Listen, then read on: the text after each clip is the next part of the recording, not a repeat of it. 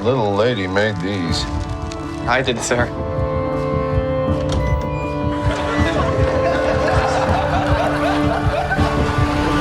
Dilihat dari sebagian besar ulasan para kritikus dan beberapa audiens yang udah gue baca nih, jangan kaget kalau film ini bakal masuk jajaran nominasi Best Picture Oscar tahun depan, dengan kemungkinan cukup besar untuk memenangkannya. Dan film ini nyatanya menjadi salah satu film Netflix terbaik tahun ini. Tapi kalian tahu sendiri kan, terkadang film-film macam kayak gini tuh jatuhnya membosankan dan nggak cocok untuk semua orang. Boom, udah lumayan terbukti juga di Rotten Tomatoes kan? So, apa sih kira-kira yang ditawarkan film ini ke kita? Inilah review The Power of the Dog oleh Sini Aja. My mother was a florist, so I made them to look like the ones in our garden. Oh, well, do pardon me.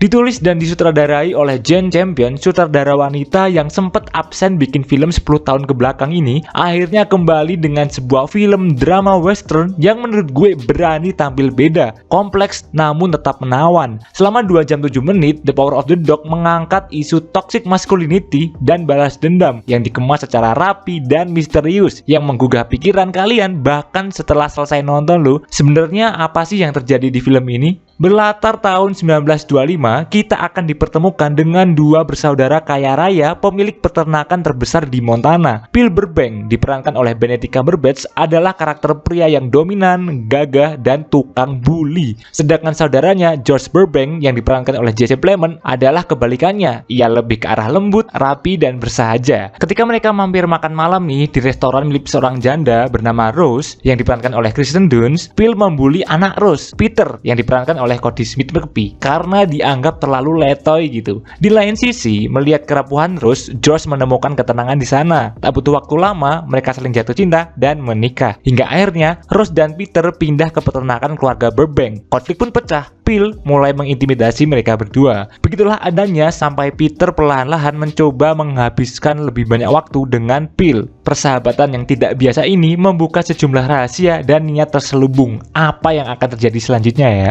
Diadaptasi dari novel karya Thomas Savage berjudul sama, paruh pertama film ini gue akuin emang lambat banget bre. Jelas digunakan untuk pengenalan karakter dan sebuah setup yang nantinya masuk ke inti cerita, baru dieksplor sedalam-dalamnya studi karakter dan konfliknya. Gue suka bagaimana film ini semakin ke akhir jatuhnya itu lebih ke psychological thriller yang bikin makin penasaran arahnya mau dibawa kemana. Termasuk salah satunya rahasia di balik sikap Phil yang jahat itu. Bagaimana ia rindu dengan temannya Bronco Henry dan selalu pergi ke hutan tersembunyi untuk melepaskan jati diri yang sebenarnya. Cukup mengejutkan sih setelah gue mengetahui jawabannya. Penasaran? Tonton sendiri makanya. Bicara soal acting, performance mereka luar biasa dan kalau boleh gue bilang layak Oscar semua. Benedict Cumberbatch tampil penuh energi tanpa terlalu berlebihan. Bagaimana dia mengintimidasi dengan sangat meyakinkan. Kirsten Dunst juga berhasil loh menampilkan rasa tertekan di balik bayang-bayang Bill. Kita melihat transisi dia berubah menjadi seorang pecandu alkohol.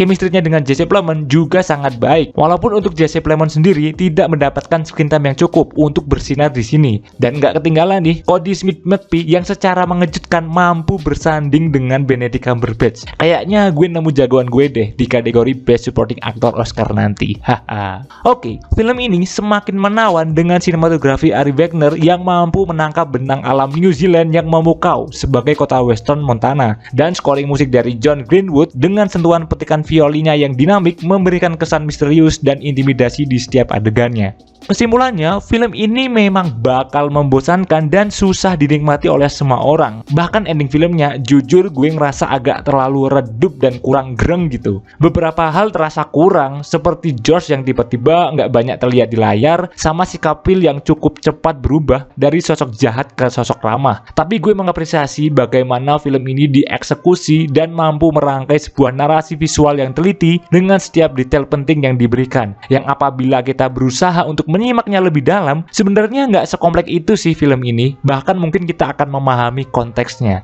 The Power of the Dogs adalah sebuah drama western yang unik, dimana kalau mau nonton ini memang harus sabar dulu agar bisa merasakan pengalaman nonton yang menarik. Kayaknya gue harus nonton lagi deh. Film kayak gini emang butuh 2 kali nonton biar makin paham.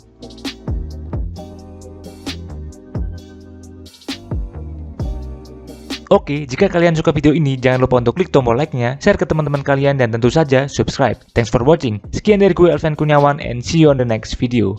Bye!